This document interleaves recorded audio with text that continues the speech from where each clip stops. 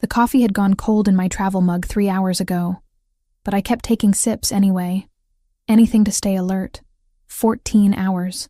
That's how long I'd been at St. Mary's Hospital, elbows deep in surgeries and emergency consults. 29 years old, and I couldn't remember the last time I'd slept more than 4 hours straight. The exhaustion lived in my bones now, permanent as the thin scar on my left forearm from a scalpel accident during my residency. It was Tuesday night, nearly midnight, when I finally signed off on my last patient chart and grabbed my jacket from the staff lounge.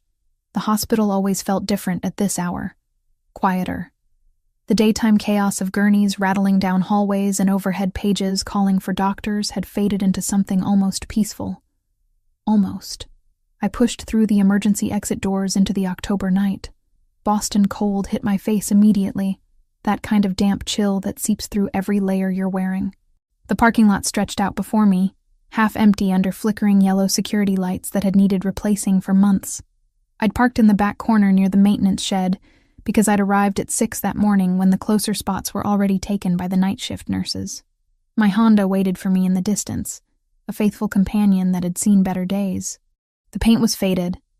There was a dent in the passenger door from where someone had hit me in a grocery store parking lot 2 years ago. And the check engine light had been on for 3 months. But it ran.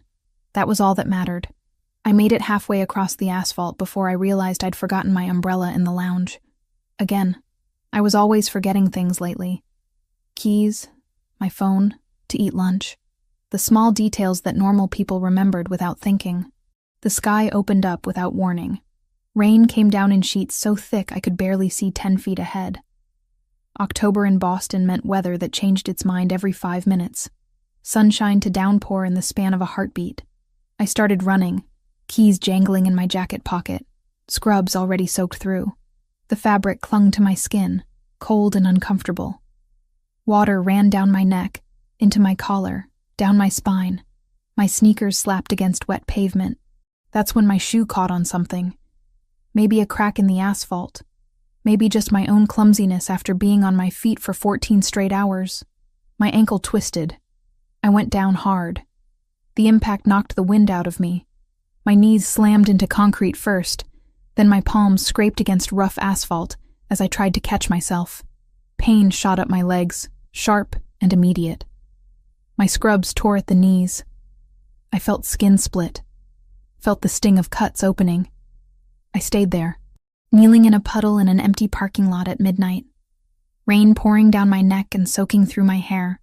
My hands burned where I'd scraped them. My knees throbbed. And something inside me just broke. Not broke like a bone snapping. Broke like a dam finally giving way after holding back too much pressure for too long. I cried. Not the quiet, dignified kind of crying you do in bathroom stalls between surgeries when you lose a patient. Not the controlled tears you let slip when you're alone in your car after a particularly hard day. The ugly kind. The kind that comes from somewhere deep in your chest and claws its way out whether you want it to or not. Sobs that hurt my ribs. Tears that mixed with rain until I couldn't tell which was which. My whole body shook with it. 2 years. It had been 2 years since I lost her. Maria Grimaldiro. 62 years old. Scheduled mitral valve repair. Routine as these procedures go. I'd done it dozens of times before. The surgical team had gone over every detail that morning. Her charts were perfect. No red flags. No concerning history beyond the valve issue we were there to fix. Everything went according to plan until it didn't. Sudden cardiac arrest. No warning. No reason that made sense. Her heart just stopped responding. One moment the monitors were beeping steadily, showing normal rhythm. The next, the flatlined scream that every surgeon dreads. I did everything right. I shocked her. Once. Twice. 3 times. Administered every drug in the book. Epinephrine. Atropine. Pushed them myself when the nurses weren't fast enough. Started chest compressions until my arms burned and sweat dripped into my eyes despite the cold of the operating room. The attending physician took over when I started losing my grip. My hands were shaking too badly. We tried for 40 minutes. 40 minutes of fighting for her life while her body gave up piece by piece. While the color drained from her skin, and the monitors kept screaming that awful flatline sound that would haunt me forever. She died on my table, under my hands. While I was supposed to be saving her, the hospital review board cleared me, called it an unforeseeable complication, acute myocardial infarction secondary to undiagnosed coronary artery disease that hadn't shown up on any of her pre-surgical scans. Not my fault, they said. Nothing I could have done differently, they assured me. Statistics supported them. Sometimes patients just died. Sometimes hearts gave out for reasons no one could predict. Sometimes the best surgeon in the world couldn't save someone whose time had simply come. But that didn't matter. None of the logic mattered. None of the statistics or review board findings or reassurances from colleagues changed the fundamental truth. I still saw her face every time I closed my eyes.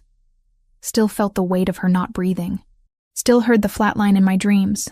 Still woke up at 3 a.m. replaying every decision I'd made in that operating room, searching for the moment I could have done something different. I'd saved 43 patients since Maria died. 43 hearts that kept beating because I knew exactly where to cut, where to stitch, how to repair what was broken. I'd performed complex procedures that other surgeons wouldn't attempt, saved people who shouldn't have survived, built a reputation as one of the best cardiothoracic surgeons at St. Mary's despite being younger than most of my colleagues. But none of that erased her. Maria Grimaldiro, 62. Mother. Someone's whole world, gone because I couldn't save her. Eventually the rain slowed. My knees screamed in protest when I finally stood up. Blood seeped through the torn fabric of my scrubs, mixing with rainwater. I limped to my Honda, fumbled with the keys because my hands wouldn't stop shaking, and collapsed into the driver's seat. Water dripped from my hair onto the upholstery. My hands left bloody streaks on the steering wheel. I sat there for a long time. Engine off. Just breathing. Just trying to remember how to be a person instead of a broken thing kneeling in a parking lot. The drive home took 20 minutes. I lived in a small apartment in Dorchester, 1 bedroom, barely furnished. I'd moved there after my parents died in that car accident when I was 19. Just me and Tyler now, my little brother. Though at 23, he wasn't so little anymore. He had his own place near Boston University where he was finishing his economics degree. We talked maybe once a week, texted more often than that. He was the only family I had left. The only person in the world who remembered what our mom's laugh sounded like. Who knew that our dad used to make terrible jokes at the dinner table. Who understood what it felt like to lose everything at once and have to keep living anyway.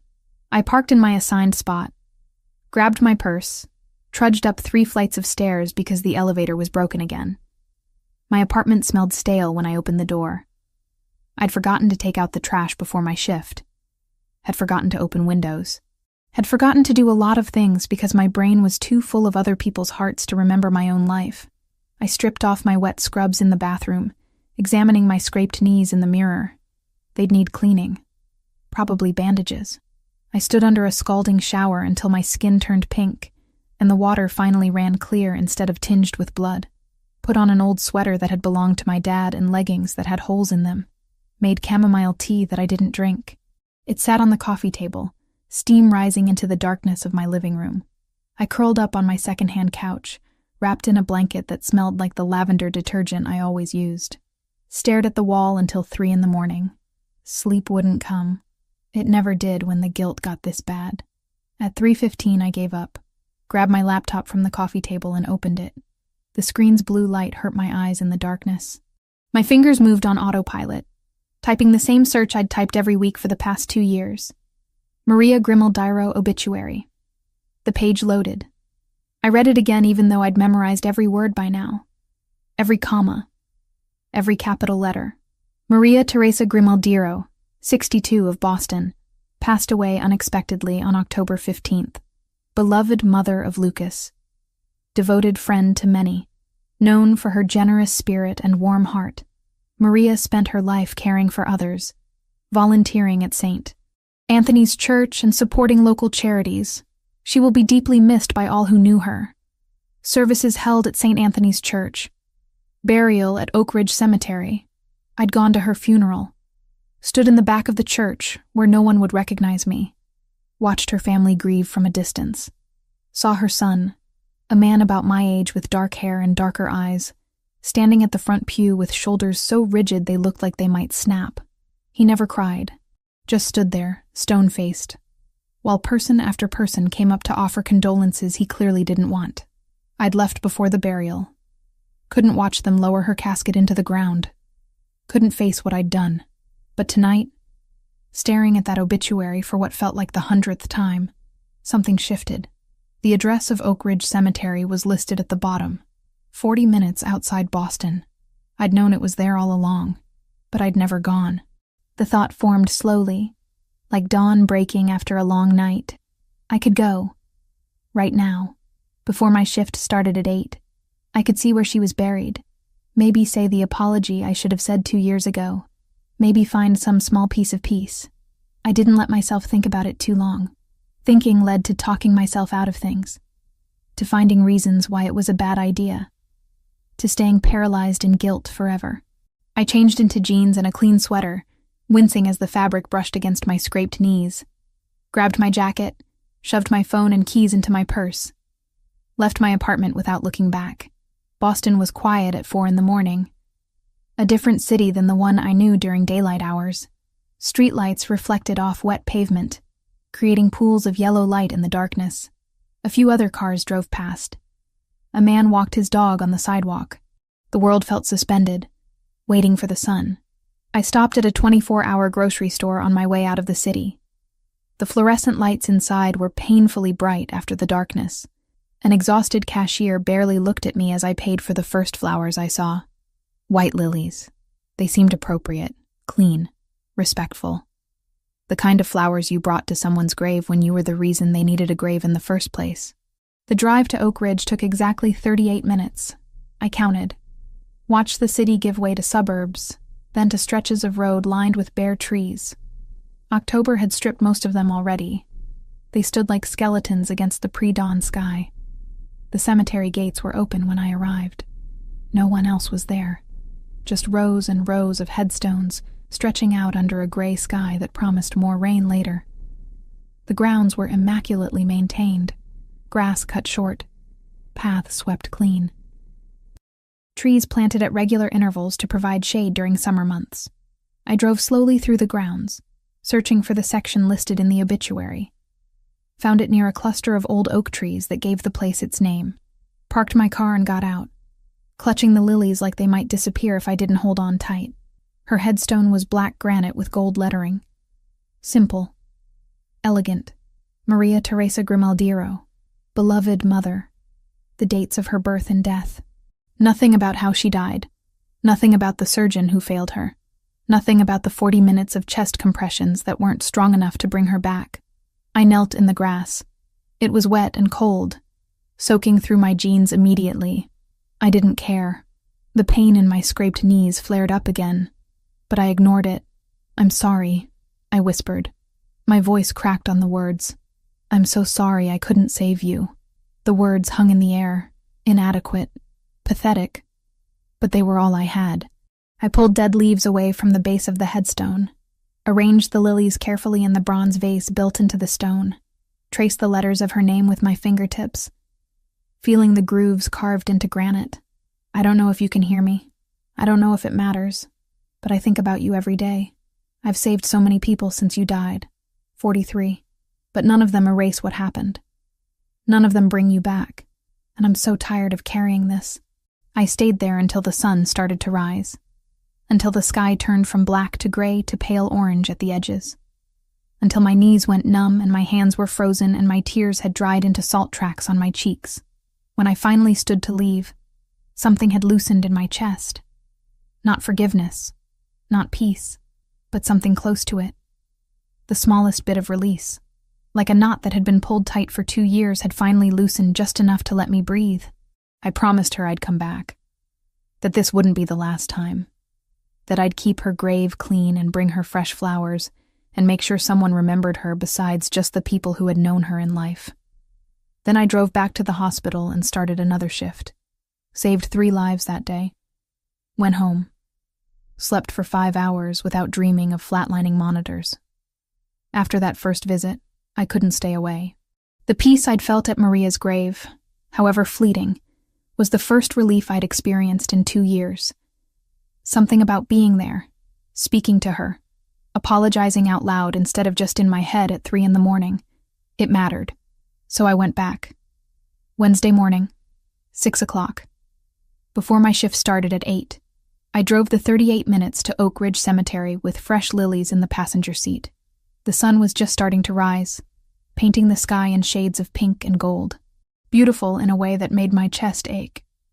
I found her grave easily this time, knelt in the grass, which was slightly drier than it had been during that first rain-soaked visit, removed the wilted flowers from the bronze vase, replaced them with fresh ones, cleaned the headstone with the sleeve of my jacket until the black granite shone. I came back, I told her. My voice sounded small in the vastness of the cemetery. Like I promised. I stayed for 20 minutes, long enough to feel that same loosening in my chest. Then I drove to the hospital and performed 2 surgeries that day. Both patients survived. The following Wednesday, I went again. Same time. 6 a.m. This time I brought pink roses because the grocery store had run out of lilies. I told Maria about a particularly difficult surgery I'd done the day before. A 70-year-old man with triple bypass. He'd made it through. Would probably see his grandchildren graduate high school. I wish I could have done that for you, I whispered. Wish I could have given you more time. By the 3rd week, it had become something I needed. A ritual that grounded me. Every Wednesday at dawn, I'd wake before my alarm, shower quickly, grab coffee from the machine in my apartment building's lobby, and drive. The 40-minute commute became meditation. Time to breathe before the chaos of the hospital consumed me. I varied the flowers, white lilies, pink roses, yellow carnations. Once, purple irises because they reminded me of my mother's garden when I was a child. I'd clean the headstone, arrange the blooms, talk to Maria about my week, about patients I'd saved, about the ones I couldn't, about the exhaustion that never quite left my bones. It helped. More than I'd expected. The guilt didn't disappear, but it became something I could carry instead of something that crushed me. Megan Foster noticed the change first. We'd gone through surgical residency together, ended up at St. Mary's around the same time. She was an orthopedic surgeon, brilliant with bones and joints. We'd grab coffee in the hospital lounge between shifts, decompress together after particularly brutal days. It was during one of those coffee breaks, 3 weeks after I'd started visiting the cemetery, that she cornered me. Okay, what's going on with you? Megan set her mug down on the table between us, her dark eyes studying my face with the same intensity she probably used to examine x-rays. I looked up from my phone where I'd been reading through patient notes. What do you mean? You seem different. Less tense. You're actually sleeping, I can tell. The circles under your eyes aren't as dark. She leaned forward, elbows on the table. Did you start therapy? New medication? Find religion? I laughed despite myself. None of the above. Then what? Because whatever it is, keep doing it. You look more like yourself than you have in months. I wanted to tell her. Almost did. But how could I explain that I'd been visiting the grave of a patient I'd lost 2 years ago? That I'd turned it into a weekly ritual? It sounded obsessive. Maybe it was obsessive, but it was helping. So I wasn't about to stop. Just working on some stuff, I said vaguely. Trying to take better care of myself. Megan raised an eyebrow but didn't push. That was one thing I appreciated about her. She knew when to let things go. Well, whatever you're doing, it's working. You even smiled at that annoying attending yesterday. Thought I was hallucinating. Dr. Patterson is not that bad. He asked you to recheck sutures on a surgery you'd already done perfectly because he was bored and wanted something to critique. He's exactly that bad. She picked up her mug again, took a long sip. You coming to the fundraiser gala next month? The hospital's big donor event? Probably not. You know I hate those things. Come on, Hannah. Free food. Open bar. You can leave after an hour and no one will notice. I'll think about it. She gave me a knowing look that said she didn't believe me for a second, but let it drop. We finished our coffee, headed back to our respective departments.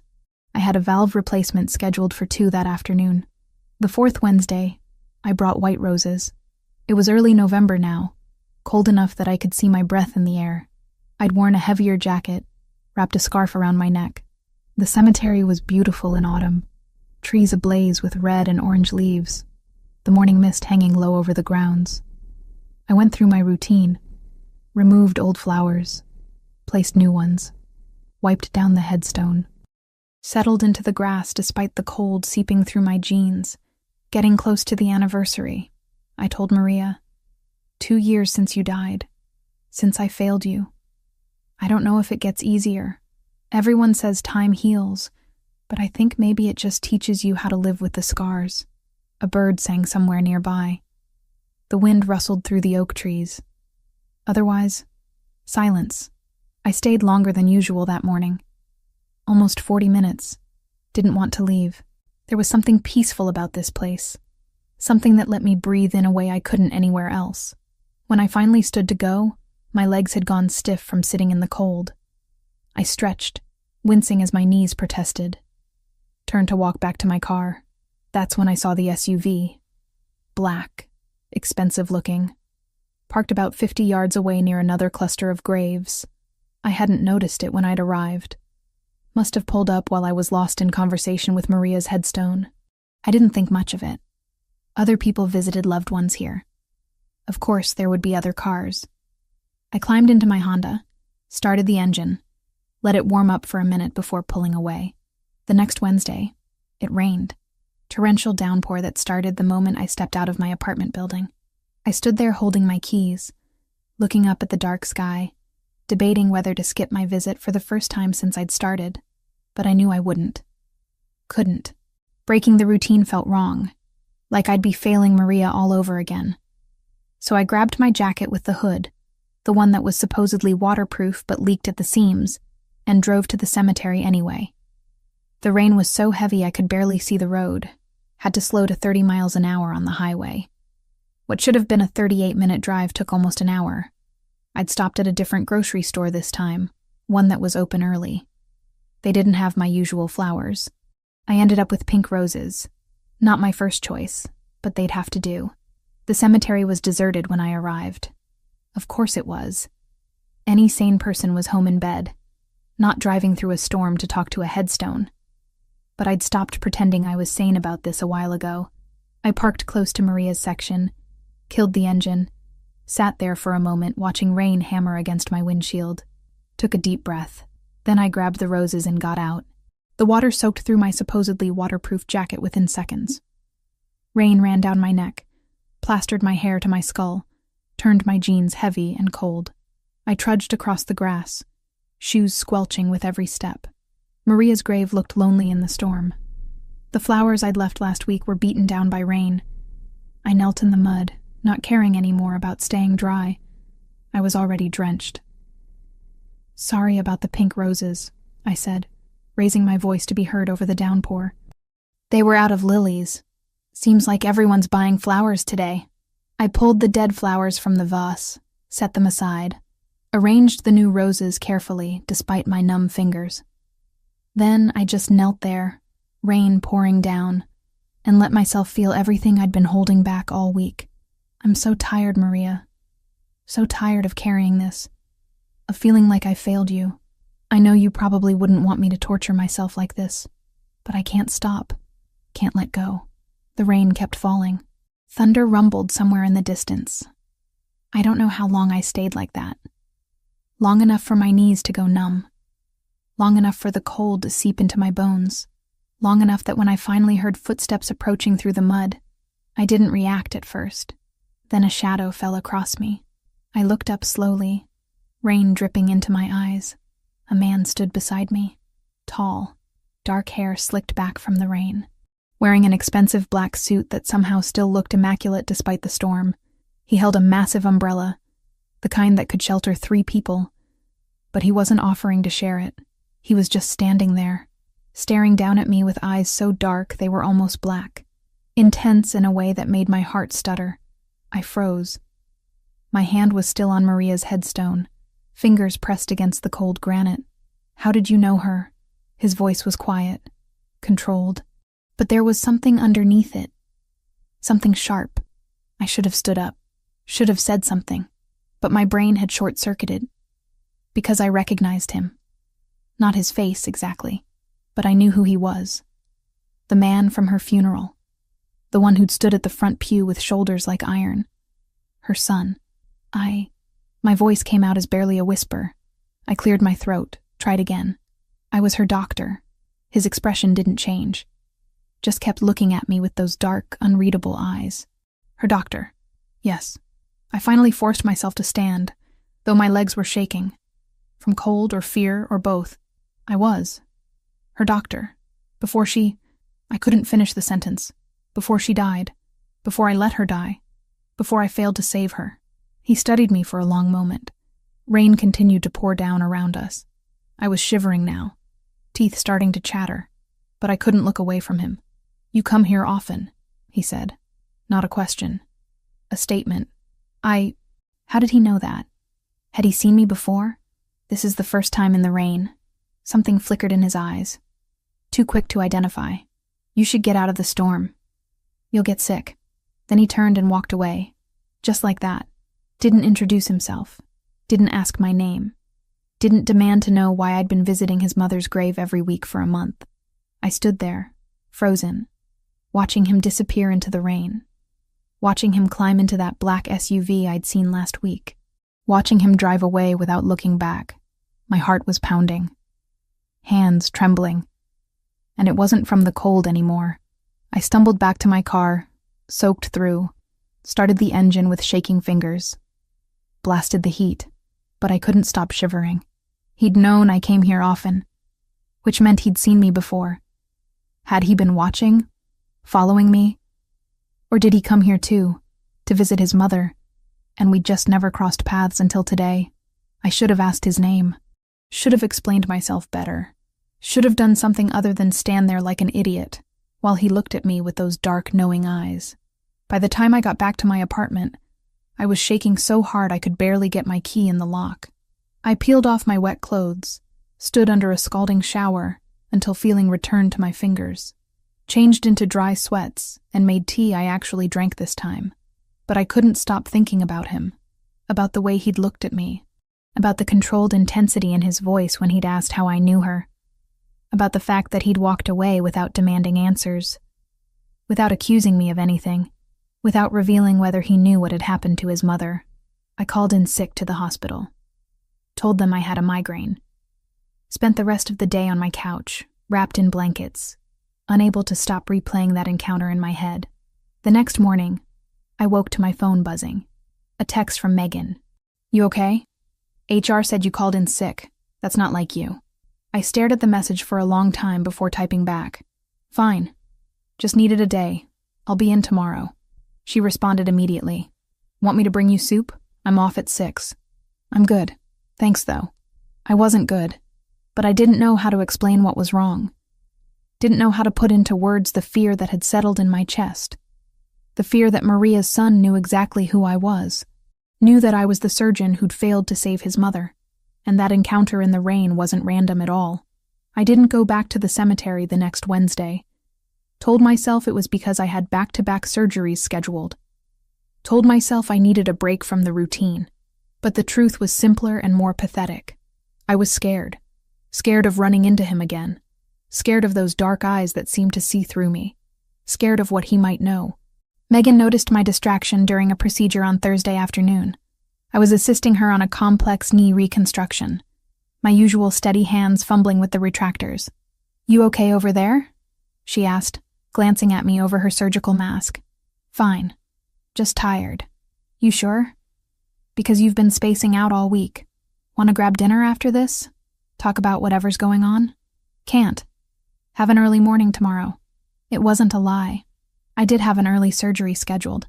But I also didn't want to talk about the man at the cemetery. Didn't want to explain why I'd been visiting my dead patient's grave every week. Didn't want to see the judgment in Megan's eyes. The following Thursday night, everything changed. I was finishing up paperwork in the doctor's lounge when my pager went off. Trauma Bay 3. Gunshot wound. All hands on deck. I ran. That's what you do when trauma pages you. You don't walk, you don't think. You just run. The emergency department was chaos when I arrived. Paramedics wheeling in a gurney at full speed. Blood everywhere. Nurses shouting. The attending barking orders. Male, approximately 30 years old. Single GSW to the abdomen. Entry wound lower right quadrant. No exit wound. BP dropping. Heart rate 130 and climbing. I snapped on gloves. Moved to the patient's side. His face was pale. Lips tinged blue. Shock setting in. We needed to move fast. Get him to OR2. Now. Page anesthesia. I need 4 units of O-negative standing by. The surgical team mobilized with practiced efficiency. Within minutes, we had him prepped and under. I made the incision, found the bullet lodged near his liver, carefully extracted it, repaired the damage, sutured bleeding vessels, worked for 3 hours straight until his vitals stabilized. He'd live. Barely. But he'd live. It wasn't until we'd moved him to the ICU that I looked at his chart. Anthony Pellegrini. 32 years old. No listed next of kin. And a police officer stationed outside his room asking questions about gang affiliations. My stomach dropped. I knew that name meant something. Knew it was connected to organized crime. But I'd done my job. Saved his life. That's what I did. I didn't judge. Didn't ask questions. I just operated. 3 days later, Anthony was stable enough to be moved to a regular room, though still under police custody. I checked on him during rounds, keeping my visits brief and professional. He was healing well. Would probably be discharged within a week. That afternoon, I finished my last surgery around 4. Exhausted, hungry, wanting nothing more than to go home and sleep. I trudged to the parking lot, keys already in hand. That's when I saw it. The black SUV, parked right next to my Honda. The same one from the cemetery. My heart stopped. Then started pounding double time. I slowed my pace, debating whether to turn around and go back inside, call security, do something other than walk straight toward the vehicle I knew belonged to him. But then the driver's side door opened. He stepped out. Same expensive suit, same dark eyes, same presence that made the air feel heavier. "Dr. Collins," he said. Not a question. He knew my name.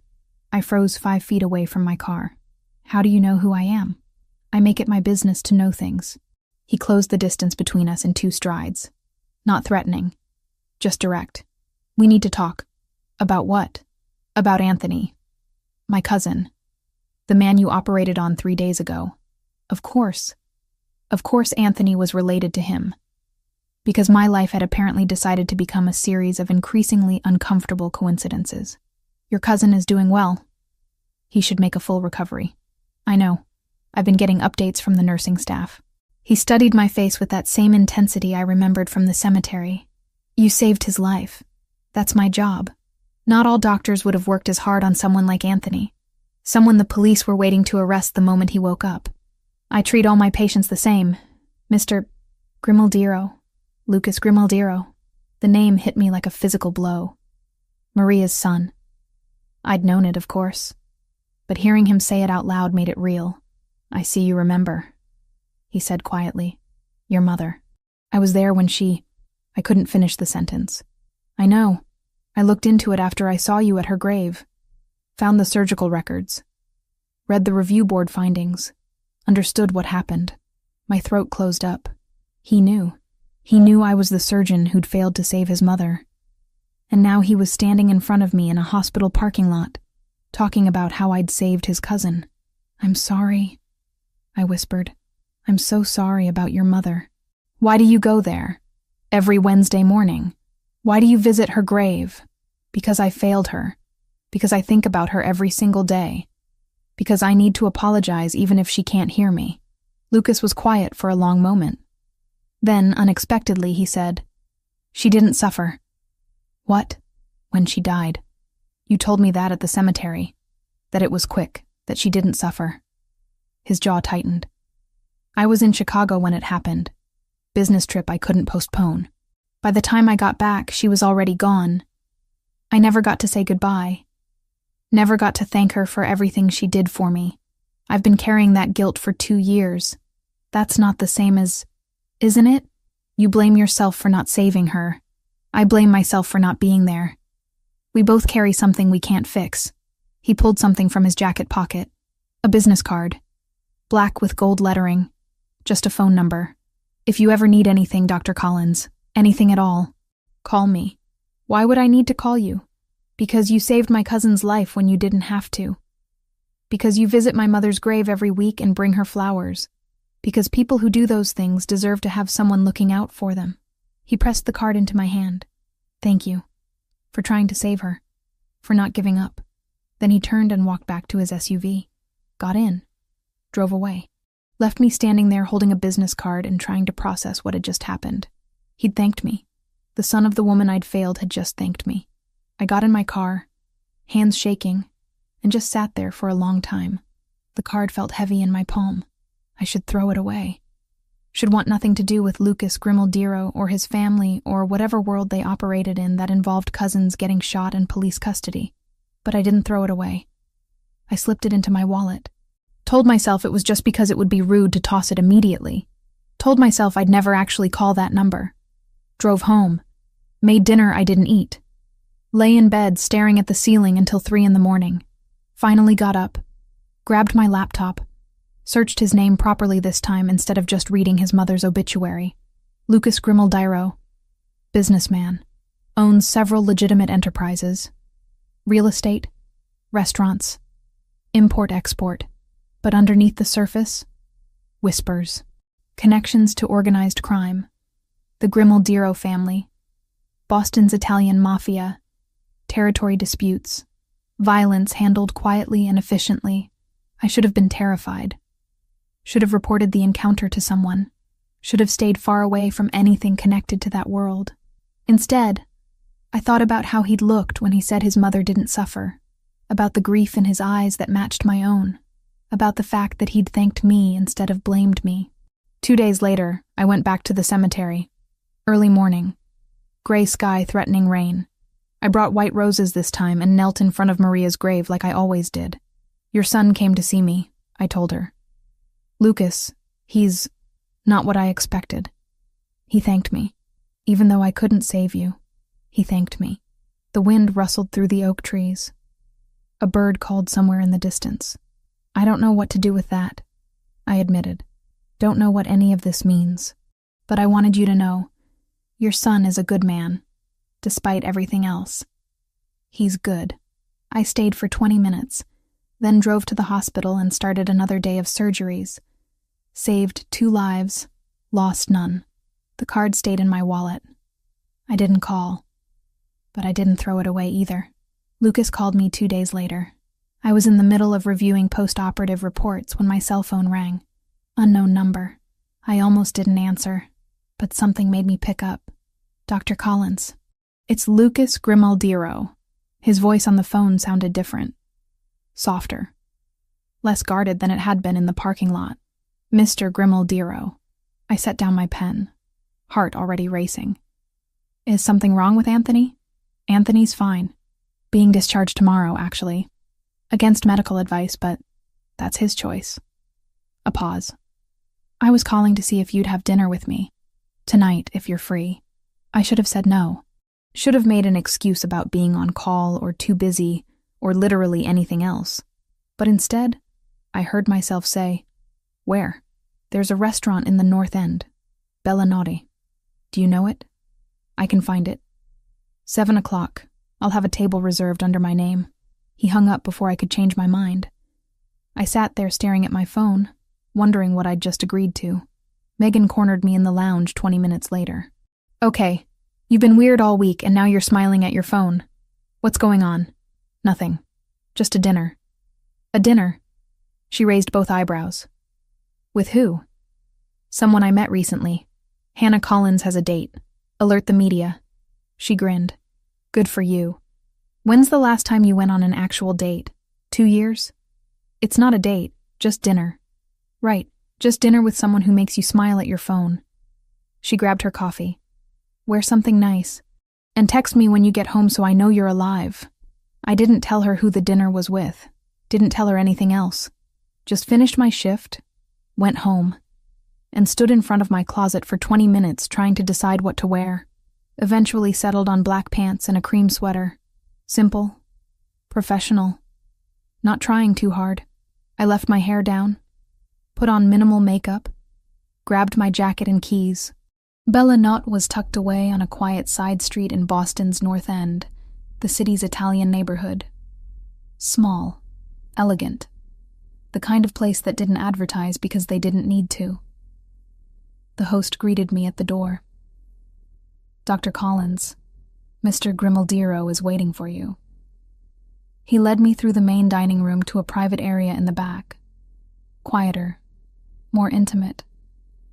Lucas stood when he saw me, buttoning his suit jacket in a gesture that seemed automatic. "Thank you for coming." "Thank you for inviting me." I sat in the chair he'd pulled out, feeling awkward. Out of place. This is a beautiful restaurant. My family owns it. Well, my aunt runs it. But the recipes are my mother's. He sat across from me, and for the first time I saw something other than intensity in his eyes. Softness. Grief. She used to cook here on weekends. Said it kept her connected to her roots. A waiter appeared with wine, poured 2 glasses without asking, then disappeared. Lucas raised his glass slightly. To my mother, and to the doctor who tried to save her. I didn't know what to say to that. So I just lifted my glass and took a sip. The wine was rich, smooth, probably expensive. "Tell me about her," I said quietly. "Your mother. Not as a patient, as a person." Lucas leaned back in his chair, wine glass cradled in one hand. She was stubborn. Refused to slow down even when her health started declining. Said she had too much to do. Too many people who needed her. He smiled slightly. She volunteered at the church, organized food drives for homeless shelters, made sure every kid in the neighborhood had Christmas presents. She sounds wonderful. She was the best person I knew, the only one who could make me feel human despite... He trailed off, seemed to reconsider his words. Despite the life I lead. What life is that exactly? One you probably shouldn't be part of, Dr. Collins. "Hannah, if we're having dinner, you can call me Hannah." "Hannah." He tested my name, the syllables careful on his tongue. "My family is complicated. Has been for generations. The legitimate businesses are real, the restaurant, the real estate holdings. But there are other enterprises. Ones I inherited when my father died 10 years ago. You're talking about organized crime. I'm talking about power. Territory. Obligations I can't walk away from even if I wanted to." His dark eyes met mine. "Which is why I shouldn't have asked you here. Why you should probably finish your wine and leave. But you did ask, and I came. So maybe tell me why." He was quiet for a long moment. The waiter returned with food I didn't remember ordering. Pasta with fresh herbs. Bread that smelled like heaven. We both served ourselves in silence. "My mother talked about you," Lucas finally said. Not by name, but she mentioned the young female surgeon who was assigned to her case. Said you had kind eyes, that you explained everything carefully. Made her feel safe. My throat tightened. I wish I could have saved her. So do I. But that's not why you're here. He set down his fork. You come to her grave every week. Bring her flowers. Clean the headstone. You saved my cousin when you could have let him die on that operating table and no one would have questioned it. You don't judge. Don't demand anything. You just... care. Is that so unusual? In my world? Yes. He picked up his wine glass again.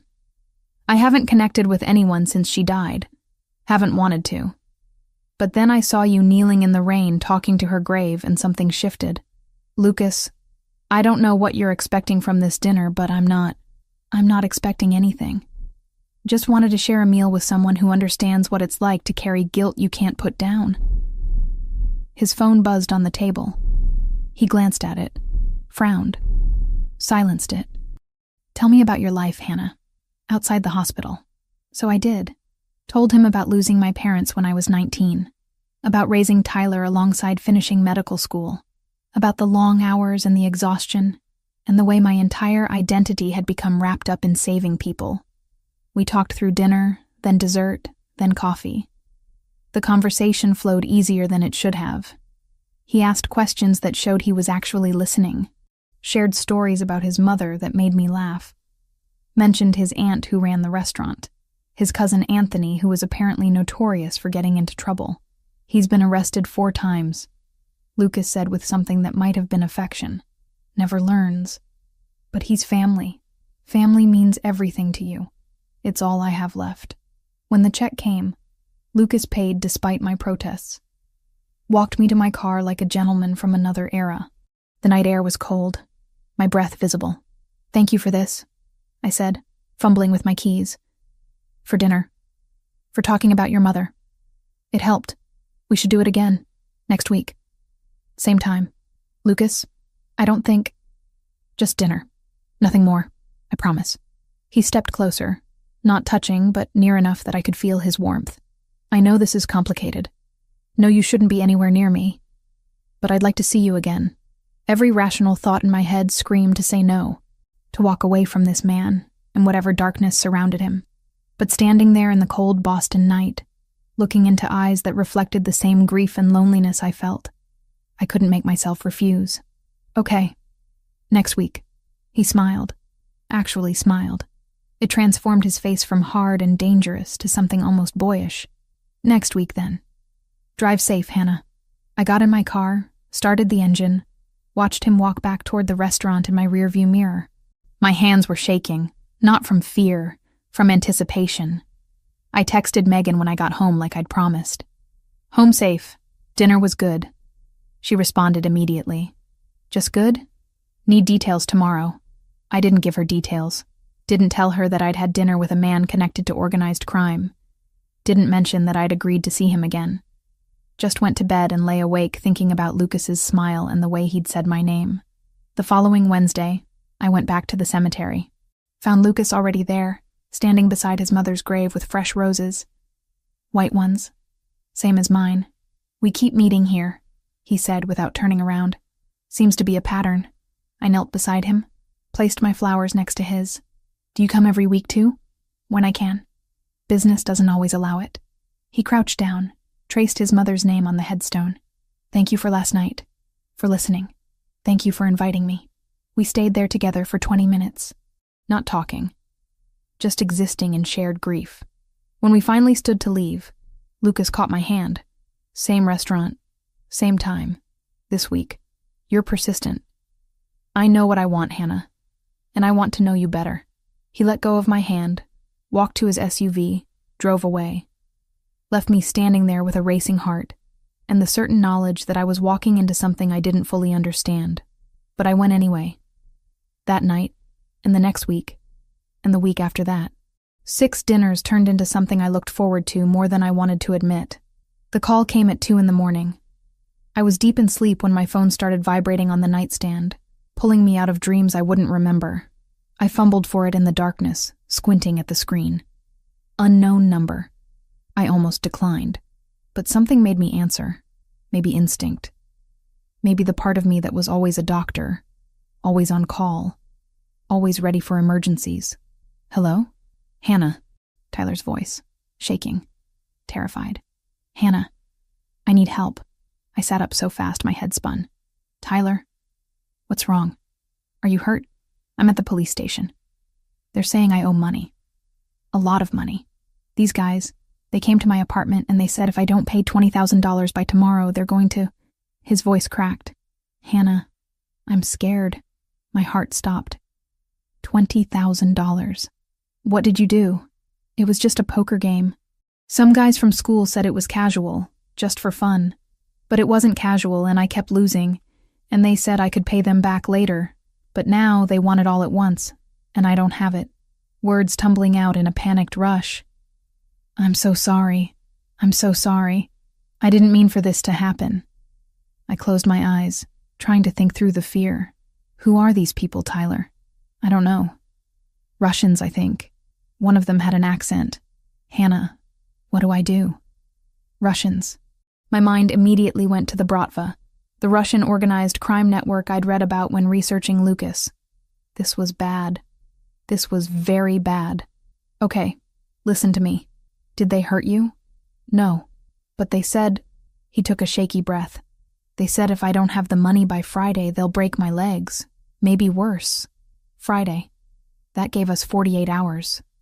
I had $8,000 in my savings account. Money I'd been putting aside for years, barely scraping by to save anything at all. The bank wouldn't give me a loan. I'd already tried for a car loan last year and been denied due to my student debt. I didn't have family with money. Didn't have anyone I could ask for help. Except I did. I had Lucas's card in my wallet. Had kept it there for 5 weeks now, telling myself I'd never use it.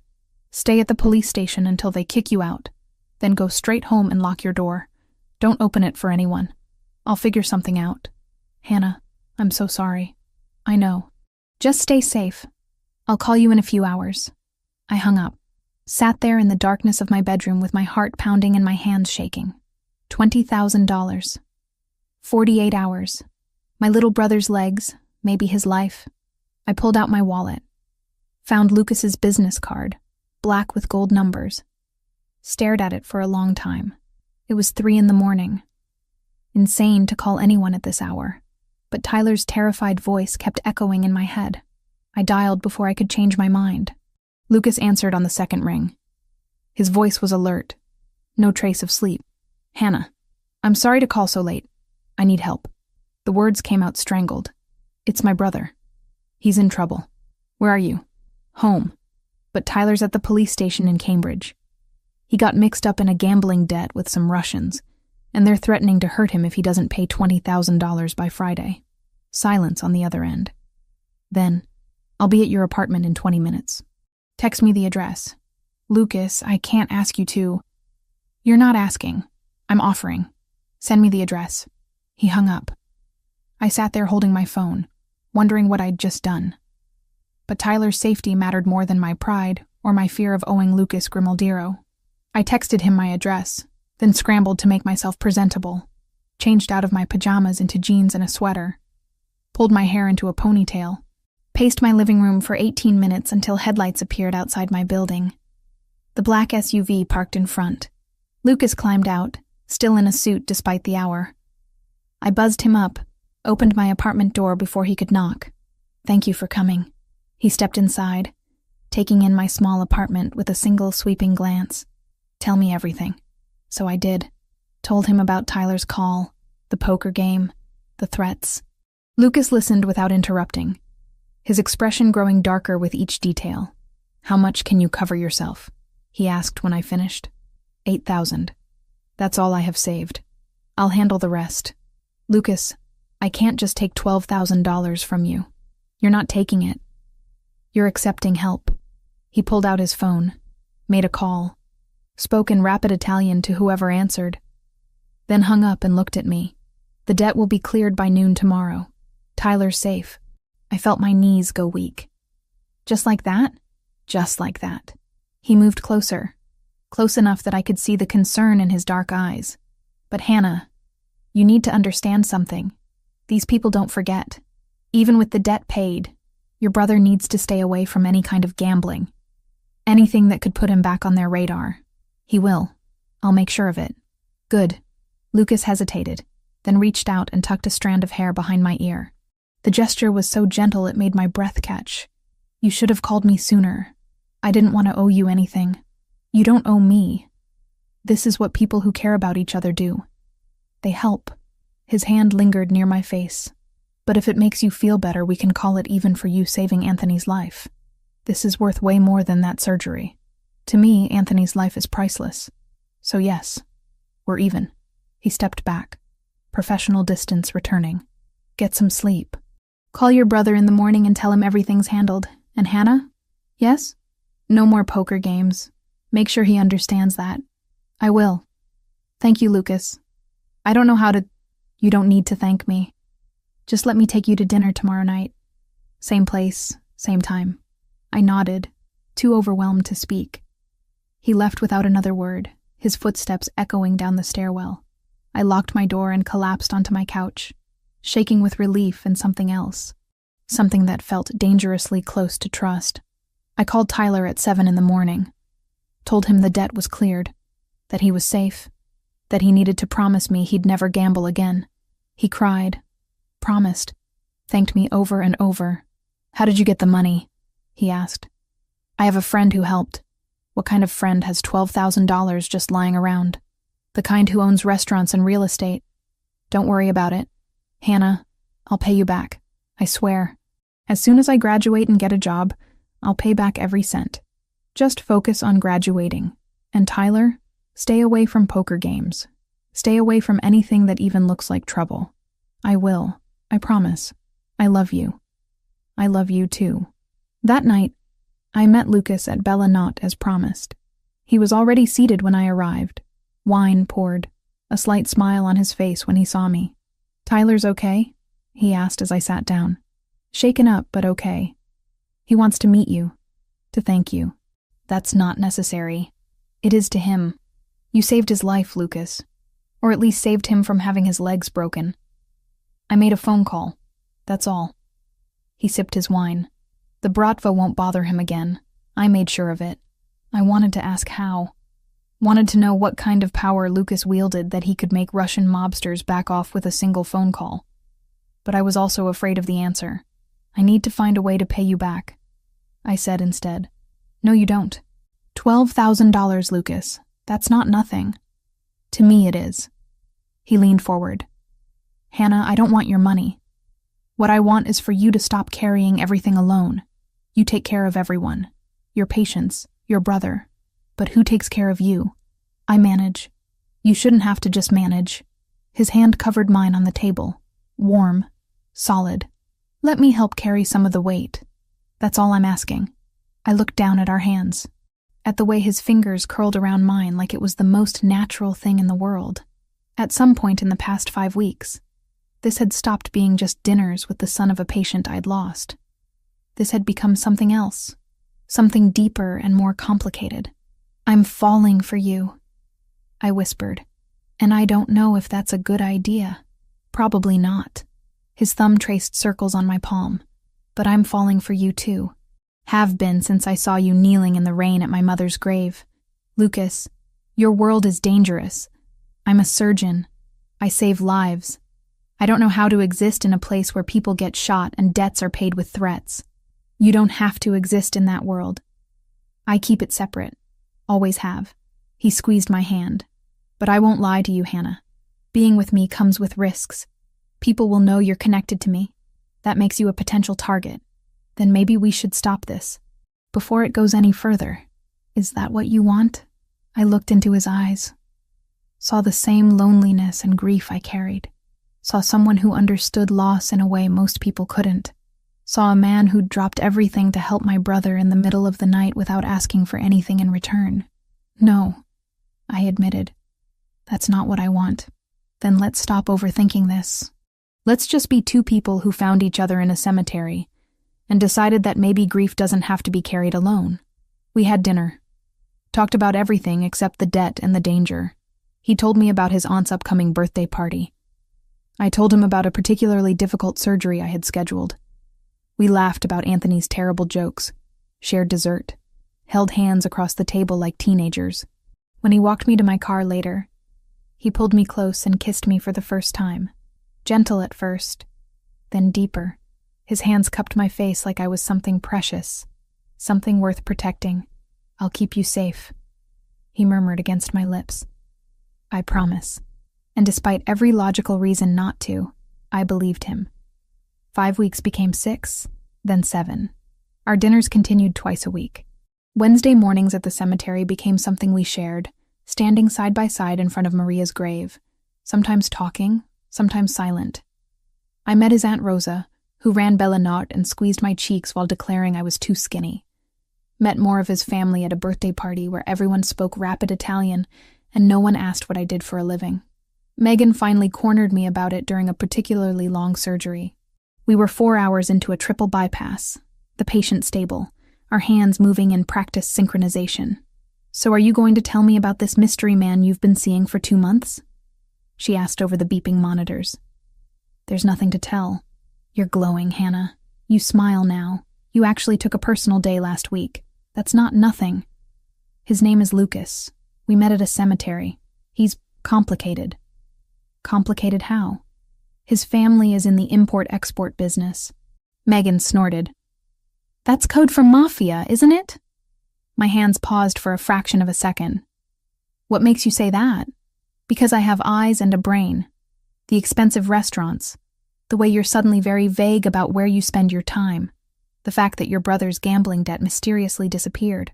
She glanced at me over her surgical mask. I'm not judging. I'm worried. You don't need to worry. Hannah, these people are dangerous. He's not dangerous. Not to me. How do you know? Because he held my hand when I couldn't sleep.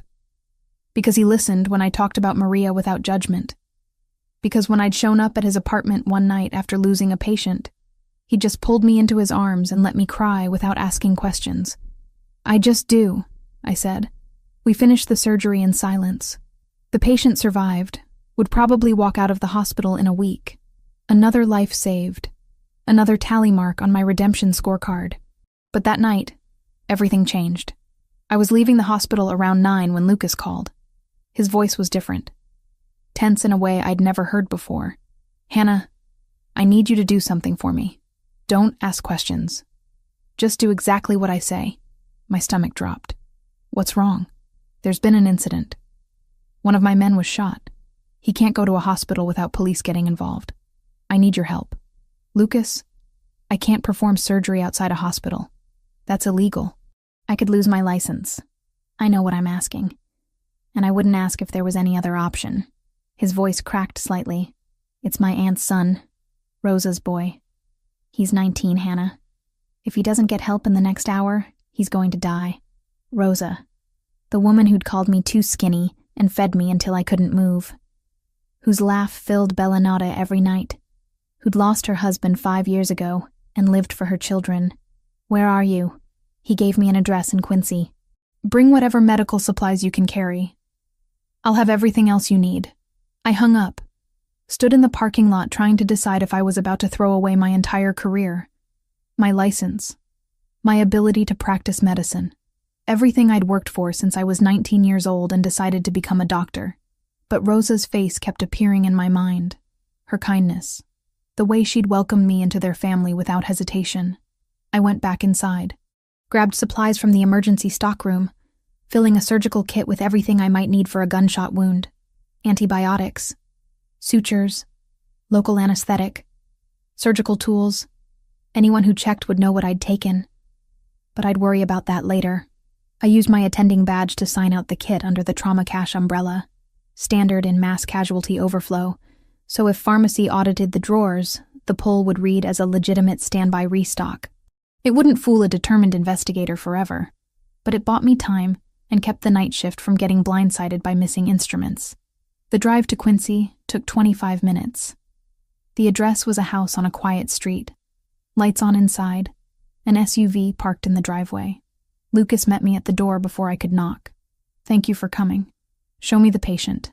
He led me through a modest living room into what looked like a converted bedroom. The boy, and he was just a boy despite being 19, lay on a table covered in plastic sheets.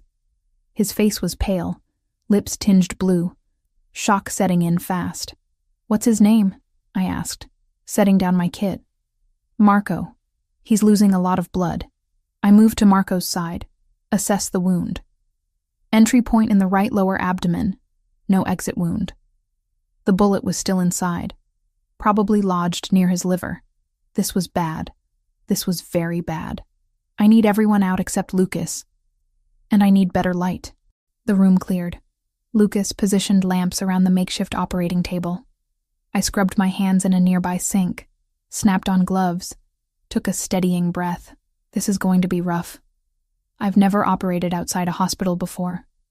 If something goes wrong, I trust you, Lucas said simply. I made the incision. Found the bullet fragment lodged dangerously close to the hepatic artery. Carefully extracted it with forceps, my hand steady despite my racing heart. Repaired the damage to surrounding tissue. Checked for internal bleeding. Sutured layer by layer. 2 hours. It took 2 hours of the most intense surgical work I'd ever done. When I finally stepped back, Marco's color had improved. His vitals were stabilizing. He needs antibiotics, monitoring. If he develops a fever or shows any signs of infection, he needs a real hospital. He'll have round-the-clock care. I'll make sure of it. Lucas's hand settled on my shoulder. You saved his life. I looked down at my blood-covered hands. At the makeshift operating room. At the illegal surgery I'd just performed. I violated every ethical code I've ever sworn to uphold. You saved a 19-year-old kid who made a stupid mistake. What mistake? What happened to him? Territory dispute. Wrong place, wrong time. Lucas guided me to a bathroom. Helped me wash the blood off. The people responsible will be dealt with. What does that mean? It means you don't need to worry about it. His hands were gentle as he cleaned blood from my fingers.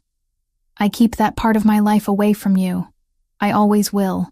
Lucas, I just performed illegal surgery on a gang member. I'm already involved. No, you're a doctor who saved a life, that's all. But we both knew it wasn't that simple. I'd crossed a line tonight, used my medical skills to help Lucas's organization, became complicit in whatever world he operated in. When we left the house 2 hours later, after I'd checked on Marco one final time and given detailed care instructions, I was exhausted, shaking. Lucas drove me back to my car at the hospital, his hand finding mine across the center console. "I'm sorry I put you in that position," he said quietly. "Will this happen again? I'll do everything in my power to make sure it doesn't." "That's not a no." "No, it's not." He pulled into the hospital parking lot, killed the engine, turned to face me. "Hannah, if you want to walk away from this, from me, I'll understand. What I'm asking you to be part of is complicated and dangerous and unfair." I thought about Rosa, about Marco, barely older than Tyler, about Lucas's hands cleaning blood from mine with such care, about Maria's grave and shared grief, and the way he'd saved my brother without hesitation. "I'm not walking away," I heard myself say, "but I need you to promise me something. Anything. No more lies. If something's happening, if there's danger, you tell me. I'm either in this or I'm not. I can't be half in." Lucas cupped my face in his hands, kissed me hard. Desperate. "You're in. All the way in. And I'll do everything I can to keep you safe." I went home that night and lay in bed until dawn, wondering what I'd gotten myself into, wondering if saving one life was worth compromising everything else. But when I closed my eyes, all I could see was Marco's color returning, his breathing stabilizing, his life continuing because I'd been there. I'd saved him. Whatever else happened, whatever consequences I faced, I'd saved him, and maybe that was all that mattered. The days after Marco's surgery blurred together. I went through the motions at the hospital, performing surgeries with steady hands while my mind replayed that night over and over. The blood, the makeshift operating table, the way Lucas had looked at me afterward, like I'd done something heroic instead of something that could cost me my medical license. Megan's concerns echoed in my head constantly. She wasn't wrong. This was dangerous. But every time I thought about walking away, I remembered Lucas's face when he talked about his mother, the way he'd saved Tyler without hesitation, how he made me feel less alone in my grief. 3 days after Marco's surgery, Lucas showed up at my apartment with takeout from an Italian place I'd never heard of. Not Bella Nota this time. Somewhere quieter, more intimate. "How's Marco?" I asked as we settled onto my couch with containers of pasta. "Healing well, no infection. He wants to thank you personally, but I told him that's not happening." "Good." I twirled pasta around my fork. "Lucas, we need to talk about what happened." "I know." He set down his food, turned to face me fully. "I put you in an impossible position, asked you to compromise everything you believe in, and I'd do it again if it meant saving Rosa's son. But I understand if that makes you want to walk away. I don't want to walk away. That's what scares me." I met his eyes. I should want to, should be horrified by what I did. But when I think about Marco dying on that table because I refused to help, I can't regret it. "You're a good person, Hannah. Too good for my world. Stop saying that. I'm not some innocent caught up in your darkness. I made a choice. I chose to save him. I chose you. I took his hand. But I need to know what I'm actually choosing. No more keeping me separate from your life. If we're doing this, I need the truth." Lucas was quiet for a long moment. Then he stood, walked to my window, looked out at the dark street below. "My family has been in Boston for 4 generations. Started with my great-grandfather running protection for Italian businesses in the North End. By the time my grandfather took over, we controlled half the neighborhood. My father expanded into legitimate businesses. But the other side never went away. What other side specifically? Gambling, mostly. Some import-export that isn't always legal. We don't deal drugs. Don't traffic people. Those are lines we don't cross. He turned back to face me. But we're still criminals, Hannah. We still hurt people who cross us. Still operate outside the law. And the shooting? Marco's shooting? Rival organization. Chinese triad called the Dragon Verde. They've been pushing into territory we've held for 20 years. There have been incidents. Marco was in the wrong place at the wrong time. Is it going to escalate? I'm trying to negotiate a settlement, but these things don't always end peacefully. His jaw tightened, which is why I need you to understand the risk. If you're with me, you become a target. Not immediately, not directly. But people will know you matter to me. That makes you vulnerable. What if I'm willing to take that risk? Why would you be? Because when I was with him, the guilt about Maria felt bearable. Because he looked at me like I was more than just a surgeon who'd failed someone. Because for the first time in 2 years, I felt like I might be able to breathe again. Because I'm falling in love with you. I said quietly, and I think you're falling in love with me too. Lucas crossed the room in 3 strides, pulled me up from the couch, kissed me like he was drowning, and I was air. When we finally broke apart, both breathing hard, he rested his forehead against mine. I'm completely in love with you. Have been since I saw you crying in the rain over my mother's grave. Then we figure it out. Together. He kissed me again. Slower this time. More careful. Like he was memorizing the shape of my mouth. We ended up in my bedroom. A tangle of limbs and whispered confessions. He told me about the scar on his shoulder from a fight when he was 16. I told him about the panic attacks I'd had after Maria died. We mapped each other's damage and decided it was beautiful anyway. The next few weeks fell into a pattern. I'd spend days at the hospital, nights with Lucas at his place or mine, Wednesday mornings at the cemetery, twice weekly dinners with his family. Tyler came to visit one weekend, met Lucas, pronounced him intense but okay, before pulling me aside to ask if I was sure I knew what I was doing. Not even a little bit, I admitted. But I'm doing it anyway. Just be careful, Hannah. You're the only family I have left. You too. No more gambling. Haven't touched a card since that night. Promise. But the peace didn't last. It never does in Lucas's world. I was finishing up paperwork after a long surgery when my phone rang. Lucas's name on the screen. I answered, smiling. Hey, I was just thinking about you. Hannah, listen to me very carefully. His voice was ice. You need to leave the hospital right now. Don't go to your car. Don't go home. There's a coffee shop 2 blocks west. Go there. My men will meet you. My blood turned cold. What's happening? The triad. They know about us. I have intel they're planning something. Could be nothing. Could be a threat against you to get to me. I'm not taking chances. Lucas, I can't just leave. I have patience. Hannah. His voice cracked slightly. Please, just do this. For me. I'd never heard him sound scared before. That more than anything made me move. I grabbed my jacket, told the charge nurse I had a family emergency, practically ran out of the hospital. The coffee shop was crowded. I found a table in the back, ordered something I didn't drink, waited. 20 minutes later, 2 men in dark suits appeared at my table. Dr. Collins.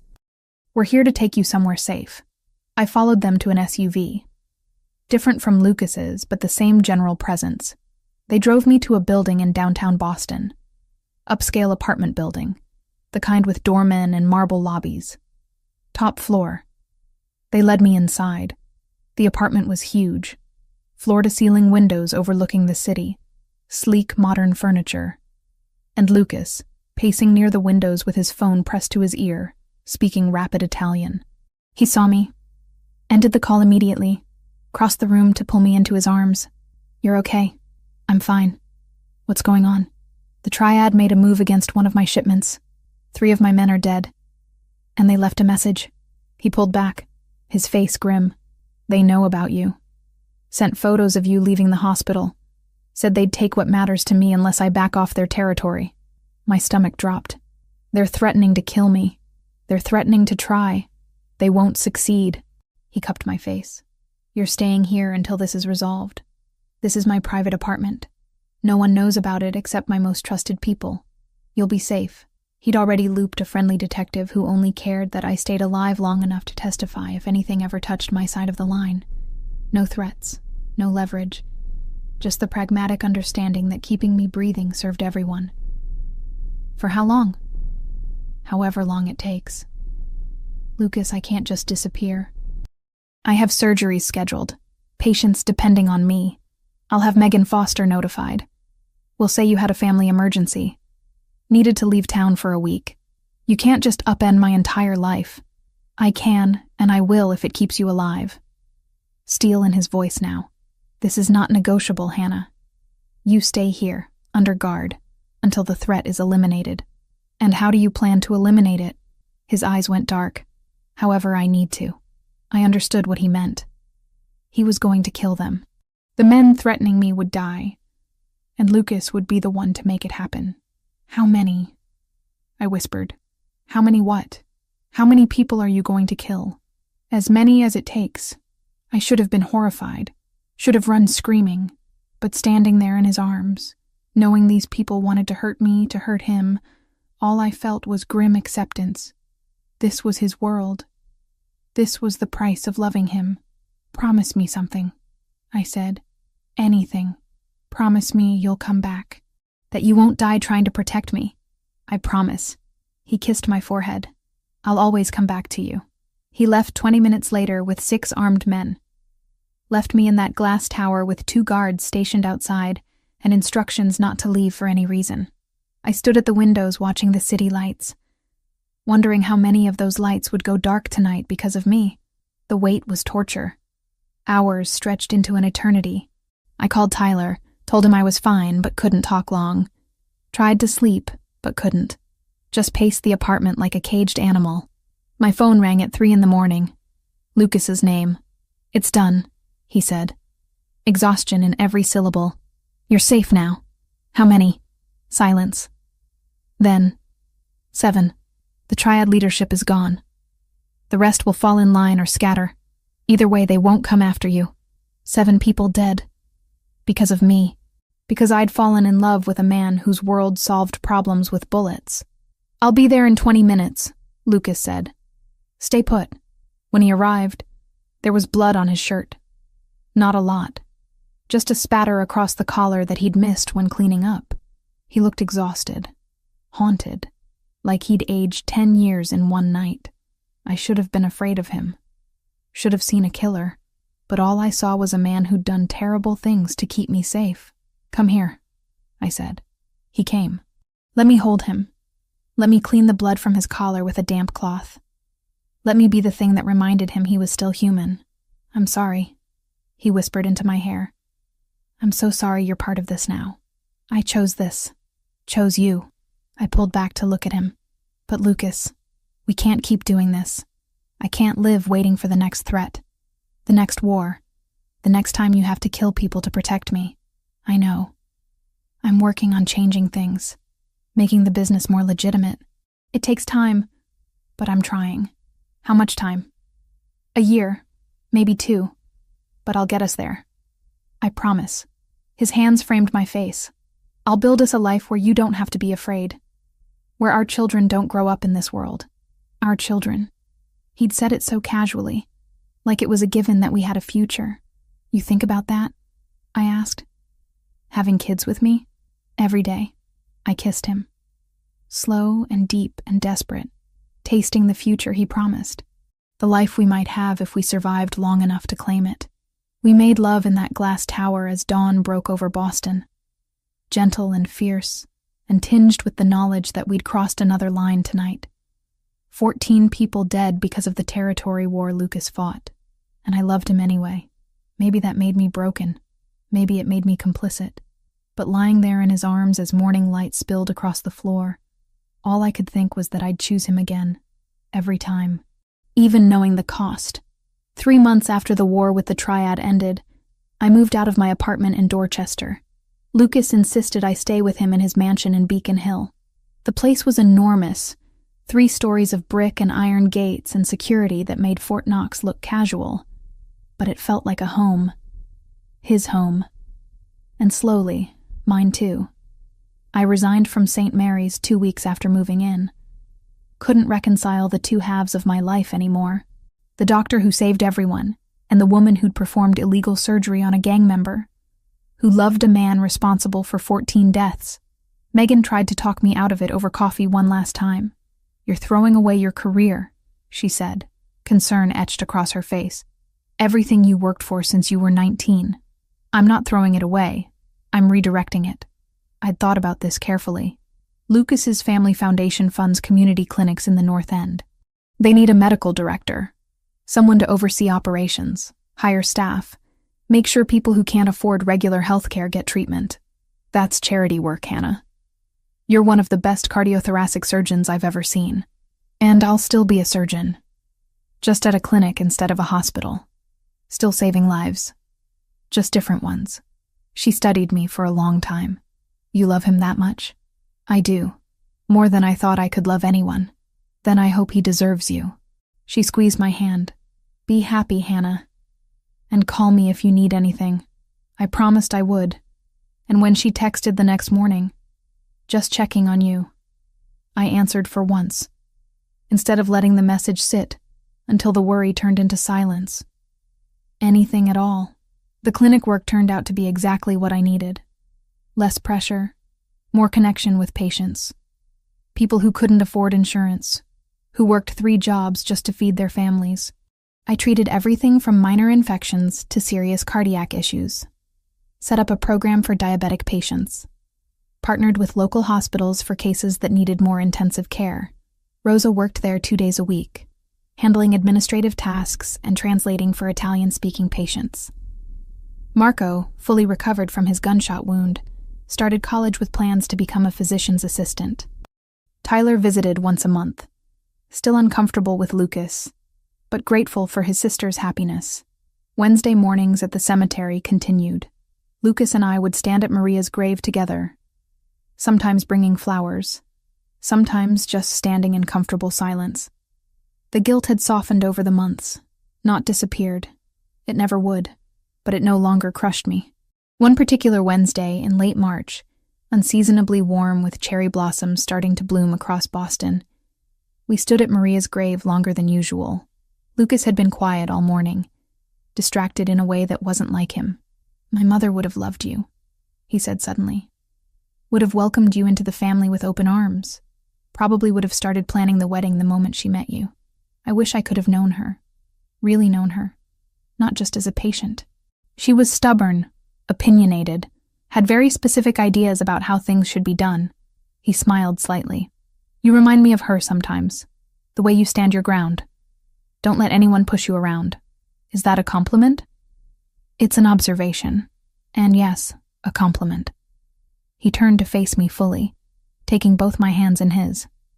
"Hannah, I know our relationship started in an unconventional way, that we've been through things most couples don't experience in a lifetime. But you've become everything to me. You make me want to be better. Make me believe I can be more than just the role I inherited." My heart started racing. "Lucas, what are you saying?" He dropped to one knee right there in front of his mother's grave, pulled a small velvet box from his jacket pocket, opened it to reveal a ring, simple and elegant. A single diamond that caught the morning light. "I'm saying that I love you more than I thought I was capable of loving anyone. That you saw the worst parts of my world and chose to stay anyway. That I want to spend the rest of my life making you as happy as you've made me." His voice was steady, but his hands trembled slightly. "Hannah Carter Collins, will you marry me?" Tears streamed down my face. I thought about the long path that had led us here, my failure to save his mother, the cemetery visits, the illegal surgery, the violence and danger, the way he'd saved Tyler without hesitation, how he looked at me like I was the only thing that mattered. "Yes," I whispered, then louder. "Yes, I'll marry you." He slipped the ring onto my finger, stood, pulled me into a kiss that tasted like promise and redemption.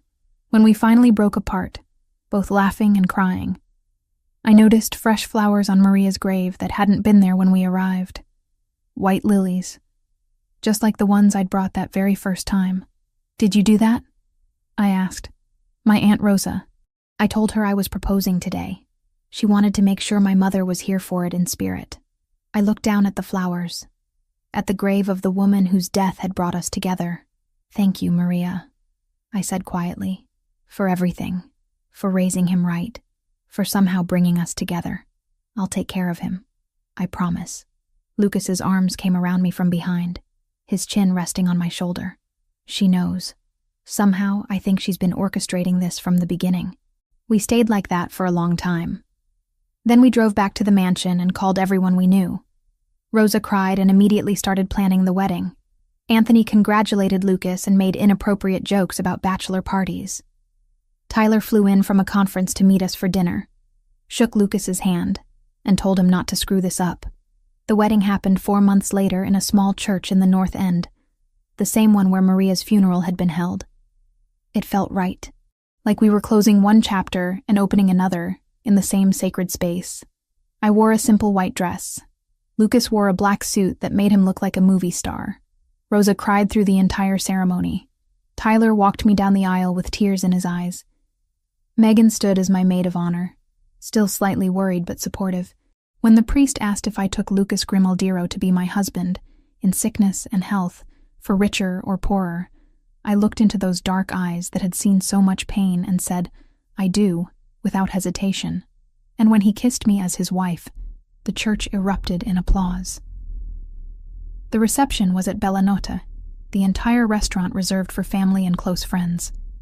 There was Italian food that could feed an army, wine that flowed endlessly, music and dancing until 2 a.m.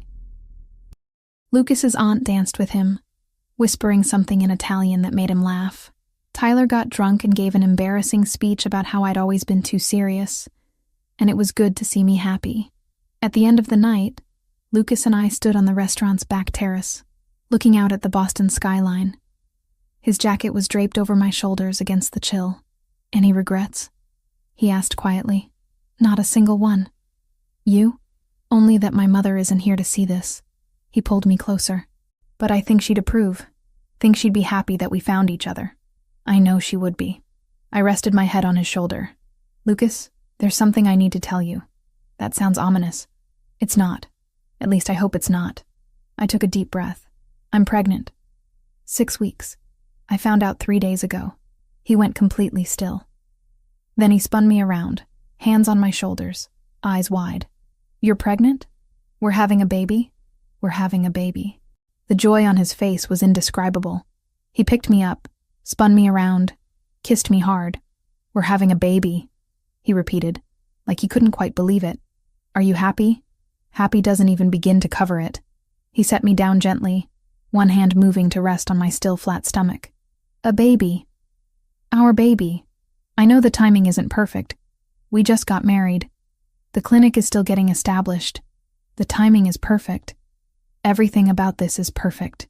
He kissed me again. "I love you, Hannah Grimaldiro. You and our baby, more than anything in this world." 6 months later, standing in front of Maria's grave on a Wednesday morning in early autumn, I whispered the news to her. "I'm sorry I couldn't save you, but I promise I'll take care of your son and your grandchild. I'll make sure they know about you, about your kindness and your strength. You'll live on through us." Lucas knelt beside me, his hand covering mine on the headstone. "Thank you, Mama," he said quietly, "for everything, for teaching me what love looks like, for somehow bringing Hannah into my life, for giving me the chance to be better than I was." We stayed until the sun rose higher, until warmth touched our faces, until peace settled over us like a blessing. Then we left the cemetery hand in hand, ready to face whatever came next. Together. Always together. Life wasn't perfect. Lucas's world still had dangers, still had complications that would never fully go away. But we'd built something real from grief and guilt and second chances. Built a family, built a future, and standing there with his hand in mine, our child growing inside me, I knew I'd choose this life again, every single time.